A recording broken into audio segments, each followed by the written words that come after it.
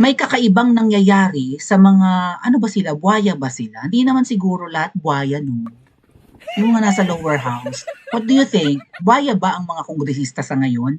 Yung mga kongresista ng mga distrito, kongresista ng mga party list, mga buwaya ba talaga sila? Puro ba buwaya? Parang may kanta tayong ganyan ano? Puro buwaya, ang dami-daming buwaya. Nandiyan yan sa ating mga previous vlogs, kaya lang marami akong vlog eh. Siguro i-repost ko na lang yung mga, lahat ba sila buwaya? Anong nangyari? Hmm. Ba't parang nalulungkot at nalulumbay itong magbabagong taon, sir? Nalulungkot at nalulumbay ka? Hmm. Isa itong si ano, si Abante. Oh, pastor nga pala ito. Si Boy, ito yung bagong Boy Dila, no? Di ba ipinahiya to ni VP Sara, mga kababayan? Pinahiya to eh. Nung kampanyahan sa Maynila, natalo siya, di ba? Paanong nanalo siya, mga kababayan? Paanong nahilot? Ano ang natabo? Anong nangyari? Yun ang tanong agad. So, sabi ni Abante, right? Pag dinurog ka ng isang Duterte, sira ang political career mo. Lahat ng siniraan ni VP Sara noong nakaraang Mayo, talo. Ito nakalusot. At saka yung kamukha ni Dilima sa Batangas. Kilala nyo yung kamukha ni Dilima sa Batangas? Yung ang kapal ng makeup, tapos maarte rin magsalita. Maitim yun siya eh. Kaya may ayuda dahil ni speaker. Kaya may AIX dahil ni speaker. Dahil may tupad dahil ni speaker. Ano na siya lang sumigaw? Oh, winaswasan siya ng bongga ni VP Sara. Nakalusot pa rin. Uy! Talagang ang tanong natin ay, ano ang nangyari? Palta natin ang thumbnail para medyo match sa ating discussion, mga kababayan. 1 second. Oh, ano ang natabo? Alright, hold on. Give me like 2 seconds for this. Alright, 2 seconds lang ba? 1, 2, 3. Oh, yan na. Oh, anong nangyari? Diba? Ang sabi ni Abante, si Pastor Abante na dumidila-dila, kasi may mga pictures ito na medyo may kahalayan at hindi maganda. Yung nakalabas na yung dila niya, ang haba ng dila. Pastor, pero kailangan, requirement ba na kapag pastor ka, maigsi ang dila mo? Kaya lang kasi, di ba, pag mahaba ang dila, parang ang naughty. Aside from magaling ka sigurong dumila, eh maybe pang demonyo yung dating, di ba? Di ba yung mga demonyo? They are portrayed as creatures na mahaba ang dila. Dahil kasi mga hayop nga, more than hayop, demonyo nga eh. Hanapin ko yung dila.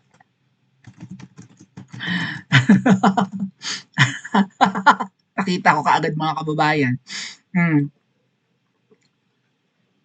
Ayan oh, ang sagwa. Biro mo yun, pastor. Hindi lang kongresista eh.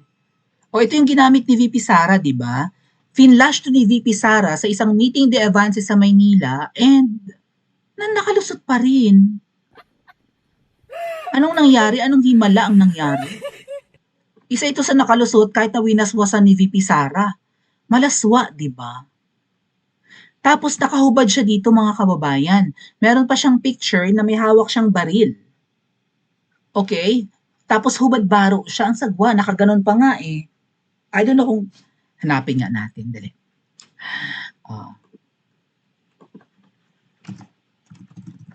Tingnan natin kung makikita natin yung picture ni Abante na nakahubad ha. Ngayon nalulungkot daw siya. Nakita ko to in person, mga kababayan. Isa siya sa mga kongresista na, what the heck? Abante, ano ba? Congressman. Si J-Lo ang lumabas.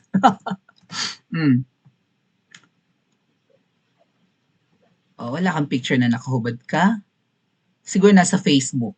May picture siya na nakahubad, may hawak siyang baril, tapos nakaganon pa. Oh, anak niya, yung kapangalan ko pa, Princess Abante, naging spokesperson ng house ni Romualdez. Yung anak ni Abante na si Princess Abante, ay spokesperson ng speaker. Naging speaker ka ng House of Representatives tapos kailangan mo ng spokesperson. What the heck?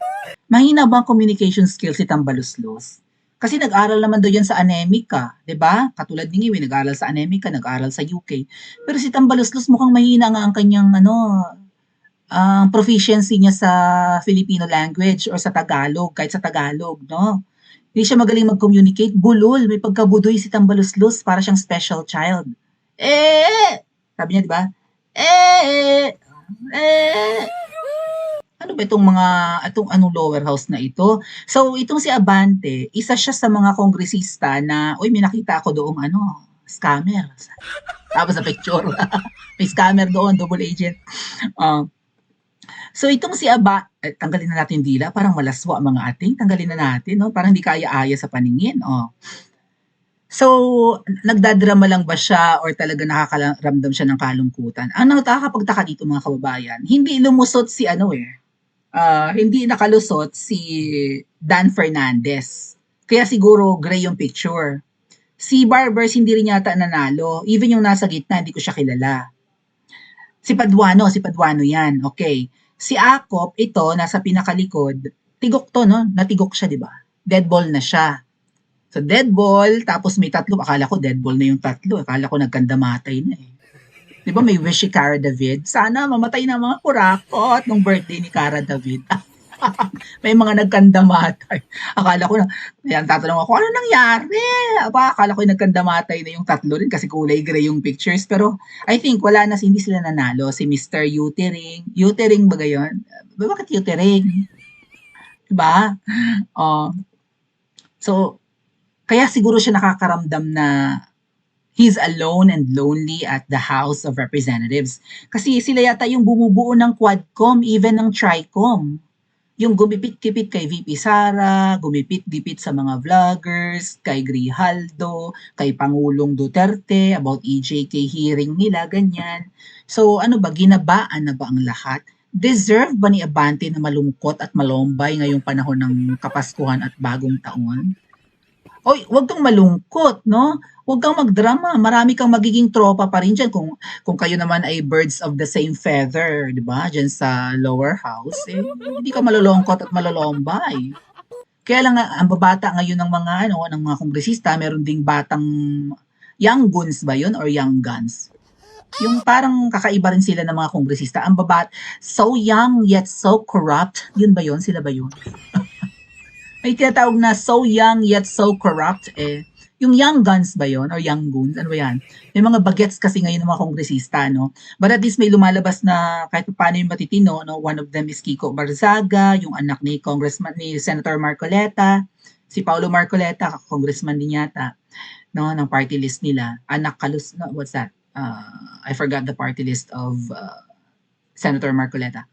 And then there's Leandro Leviste, yung anak ni Loren. Oh, sabi dito, pakiramdam ko, mag-isa na lang ako, wala na sina Barbers, si Dan Fernandez, at si Congressman Paduano. Ako na lang po ang natitira. Nasad siya at nalungkot siya. Nakakaloka mga ating. Oh, malungkot na ibinahagi ni Manila 6th District Representative Bienvenido Abante Jr. Junior din siya? Bakit yung mga junior kakaiba? Hindi naman, junior pala ang tatay ko. Kasi yung Bembang Jr. kakaiba eh, no? Oh, buti yung tatay ko matino. Na siya na lamang ang natitirang miyembro ng House Quadcom, na nasa House of Representatives. Sa kanyang pahayag, inilarawan ni Abante ang pakiramdam ng nag-iisa. Oh, whatever. Matapos mawala sa kamera ang kanyang mga dating kasamahan sa Quadcom, yung tinatawag nilang Tuwadcom, galit na galit sila. Oh, kaya pala mabait yung si Barbers. Hindi masyadong asbag na yung si Barbers. Hindi ba nanalo? Natalo ba siya? Asbag yun eh. No? Gustong-gusto niyang imbestigahan yung mga nag-EDSA. Si Barbers may gusto nun eh. No? Inciting to sedition daw. At itong mga double agents, mga kabayan, itong mga sumasamba kay Alpot, itong mga fake DDS, bakit gustong-gusto rin nilang kalkalin ang EDSA? Or ayaw nilang sumama sa EDSA? Bakit? Kaya namin nalalaman na para silang peking Duterte supporters, yung mga double agents, yung mga galit na galit sa Team Alindog, tsaka yung ayaw na ayaw mag-EDSA, kaya naghanap sila ng ibang lokasyon. Ayaw talaga nila! Yan nakakapagtaka, no? Doon sila sa Camp Aguinaldo, doon sila nagrally sa Kamara, mahilig sila magliwasan. Recently, nagpunta sila, nga pala, mga kababayan, abangan yung susunod nating vlog, hindi matatapos ang mga rally na ito. Kahit pocket rallies daw, kahit maliit ang rally, patuloy na magrarally ang mga Pilipino dahil wala namang ginagawang, 'di ba, pagtatama or pagpapatigil sa korupsyon si Bembang Jr. Sino si Bembang Jr.? Malay ko sa inyo kung sino yun. No? So, magpapatuloy daw ang mga rallies. Pero nakakapagtaka, itong mga ayaw talagang magkaroon ng, ayaw nila ng people power. Yung mga peking Duterte supporters, yung sumasamba dun sa Alpot na traidor kay Tatay Digong, grabe nila protektahan yon. Oh, ayaw nila ng EDSA. Kaya sinisiraan nila ang EDSA. Ayaw nilang dyan ang rally. Parang ayaw nilang maulit ang people power. Dalawang people power na nakapagtanggal ng Pangulo eh. 3 na nga eh. O, di ba? People power 1, natanggal yung tatay ng tatay ba yun ni Bembang? Malay ko sa inyo. Sino si Bembang? O, yung people power 2, natanggal si ERAP. Nagkaroon pa nga ng people power 3 in support of ERAP. It's supposed to be people power 4 of all the presidents and of all the administration. Sa tingin nyo, hindi dapat pini-people power itong diktador? Ayaw na ayaw ng mga double agents. Isa pa nakakapagtaka, sambang-samba kay Mangga itong mga double agents tsaka Team Alpotera. Hindi kaya si Mangga ang kumukumpas para maniktik ang mga double agents? And ayaw na ayaw ni Manggang mauulit ang mga kababayan, ang people power kasi pamilya nila ang nalintikan noon, ng unang-unang napahiya sila sa buong mundo sa people power 1. So for sure gagawa ni Mangga ng paraan na huwag maulit ang people power kahit ang kanyang syupatembang na bangag ay deserve ma people power. So again mga kababayan, marami talagang tiktik at ahas sa mga Duterte supporters. Kunwaring sinusuportahan si PRRD pero puro katarantaduhan ang ginagawa.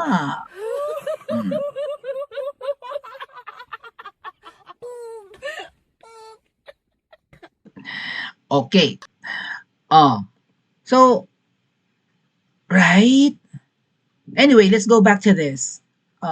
Dagdag pa niya, tila siya na ngayon ang nagiging puntirya dahil siya na lang ang humina ka. So para kang ting-ting na lang ngayon, hindi kayo walis. Gusto nyong walisin ang taong bayan ng inyong kaaway and since hindi nakabalik. Leksyon yan, no, mga kababayan, going back. Leksyon yan eh. Na hindi habang buhay nasa pwesto kayo. At anong himala ang ginawa mo? Nagpamisa ka ba? Nagritual ka ba? Nagbigay ka ba ng maleta or what? Bakit nakalusot ka pa rin? Italo ka na nga. Natalo si Abante, di ba? Abay, pinanumpa ng Comelec as congressman ulit ng isang distrito sa Maynila, I think, no? May siniswerte ka pa nga. Pero alam niyo mga kababayan, may fun fact ako dito kay Abante. 'Di ba part nga siya ng Quadcom. Nung first time umattend ni PRRD and that was the second hearing dahil na winawarning nga si Tatay Digong pag hindi ka umattend, 'di ba? Papadalan ka namin ng sabina, gano'n yung rule nila no? And then isa-cite in contempt. So napilitan si Tatay Digong noon from Davao lumuwas ng Maynila, umattend sa second hearing. Yung first hearing di siya umattend eh. Di umano nandun si Trililing nung first hearing. Nung second hearing na dumating si PRRD, kitang-kita namin, nagmamadaling pumunta si Trililing sa lower house. And he was part of the guest nung mga panelist pa nga yata si Trililing or whatever, kung anong role niya. Nandun si Trililing, di ba? Nandun si Dilima. Yan si Abante at lahat, yung Quadcom na yan, yung 5 or mahigit pa, grabe nila gisa-gisahin si Tatay Digong. Okay? Halos balahurain. Yung natigbak, balahura bunganga niya. Masakit sa tenga ang boses niya. Naninindak yan yung natigok. Tapos yung barbers, itong pangalawa na, itong unang-unang gray ang kulay abo na. Bakit? Gusto na yatang matigbak. Sino gumawa ng quote card na ito? Shout out balita ngayon. Gusto niyo na bang ma-deadball yung tatlong nasa gitna? Ba't naging gray na? Medyo witty rin tong page na to So itong si Akop na natigok, ano yan? No? Naninindak talaga yan. No? Mabangis. Ganon. Katatakot. I think siya yung nagpaiyak kay MJ. Siya ba? Si MJ? Kiambao Reyes? Parang ito ba nagpaiyak? Kasi ito na Maaano ka talaga 'no, kung mahina-hina loob mo, masisindak ka, eh, mapapaiyak ka, eh. Oh, eh, kaso mo wala na nga yung 4, natigbak yung isa, yung 3 talo, siya na lang mag-isa, so humina na ang power natin, sir. Gano'n ba 'yun? Going back to the fun fact, mga kababayan. After nung hearing, natapos kami no'n ng 12:00 nung nandun si Tatay Digong, 'di ba dumating din si VP Sara. Paglabas ni PRRD, pagtayo, paalis na ng venue ng lower house, Kongreso. Isa si Abante sa lumapit kay PRRD at nakipagkamay. See? Grabe nila gisa-gisahin, pero fans pala sila ni Tatay Digong. Kasi mga kababayan, kung hindi nyo pa nami-meet si PRRD, iba yung arrive, o iba yung dating, iba yung X factor ni Tatay Digong, okay? Well, known worldwide si Tatay Digong, di ba, na naging Pangulo ng Pilipinas. So, gugustuhin mo rin talaga na ano ka, mako-culture shock ka, or mas not culture shock, mas starstruck ka pag nakita mo si Tatay Digong kasi ito pala yung presidente namin na nagparamdam sa amin na he cares for the Filipino and he was really excellent. The other presidents, mga walang kwenta, parang hindi namin naramdaman na may pag-asang umunlad ang Pilipinas. Kay Tatay Digong, yung iba nga gusto na mag-for good sa Pilipinas eh. Kung di lang nagka-pandemic. 'Di ba? Nagkaroon ng hope ang mga Pilipino, naging proud tayo na tayo ay Pilipino because of PRRD. Oh, so siguro idolo rin ni Abante si Tatay Digong. Lumapit siya, nakipagkamay siya, giliw na giliw siya, nakatsinelas siya mga kababayan. Alam niyo ba 'yon? Naka-sandals lang 'yan. Parang flip-flop lang ang suot. Oh, nakipagkamay ng bonggang-bongga. Starstruck na starstruck si Abante kay PRRD pero ginigisa nila bago matapos yung during the hearing. Nung matapos yung hearing, lumapit agad at nagpa-picture pa kay Tatay Digong si Abante. Parang gusto niyang sabihin, sir, pasensya na ha, trabaho lang, walang personalan, pero hinahangaan po talaga. Kaplastikan ba yun mga kababayan or talagang siguro ay inutusan? Utos ba yun ng babaeng ahas or utos ni Tambaloslos na walang hiyain si Tatay Digong? Saksi kami, ako nung sasabi sa inyo mga babae, saksi kami. Yung iba sa kanila, I think ginagawa lang talaga yan because inutusan. Binuo ang Quadcom at kung ano-ano pang committee para durugin ang mga Duterte. Pwes, hindi habang panahon nasa pwesto kayo. Unless gagastos kayo ng maleta at limpak-limpak para hindi kayo matalo every 3 years. Kasi gusto nga nilang kalikutin yung ating konstitusyon eh, yung saligang batas. Ang mga kongresista pang tatlong taon lang, di ba? O every time na may elections, napapaltan sila or pwede silang matalo. Natatapos ang termino. Gusto nilang kalikutin yan. Gusto nilang matulad sa Senate na magiging 6 years na rin yung term nila. Papayag kayong doktorin ang ating konstitusyon ng mga hindi natin mapagkatiwalaan? Pa-comment sa comment section at mag-like and subscribe din po kayo.